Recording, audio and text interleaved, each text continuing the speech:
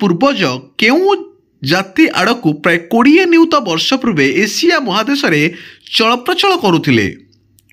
ବଂଶଗତି ତଥା ନବୋତ୍ପନ୍ନ ତତ୍ତ୍ୱ ଓ ପ୍ରାକୃତିକ ଉର୍ବରତା ତତ୍ତ୍ୱ ମଧ୍ୟରେ ସଫଳ ସମନ୍ୱୟ ଭବିଷ୍ୟତରେ କାହାର ରୂପ ନେଇଥିଲା? ଜୈବ ପଦାର୍ଥରୁ ଜୈବ ଶକ୍ତି ଉତ୍ପାଦନ ନିମନ୍ତେ କେଉଁଠି ଉପଯୁକ୍ତ ପ୍ରଣାଳୀ ନୁହେଁ?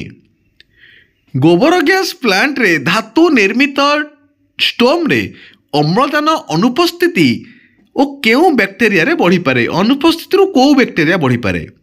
ତାପରେ କେଉଁ ଶ୍ରେଣୀର କୋଇଲାରେ କାର୍ବନର ପରିମାଣ 4% ରୁ 71% ଅଟେ?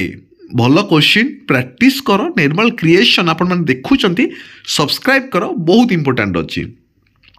କେରଳ ଶାସ୍ତ୍ର ସାହିତ୍ୟ ପରିଷଦ ନାମକ ଏକ ସଂସ୍ଥା ଗୋବର ଗ୍ୟାସ୍, ଧୂମହୀନ କୋଇଲା ଓ ଚୁଲାର ବ୍ୟବହାର ପାଇଁ ଗ୍ରାମମାନଙ୍କରେ ସଚେତନତା ସୃଷ୍ଟି ଉଦ୍ଦେଶ୍ୟରେ କେଉଁ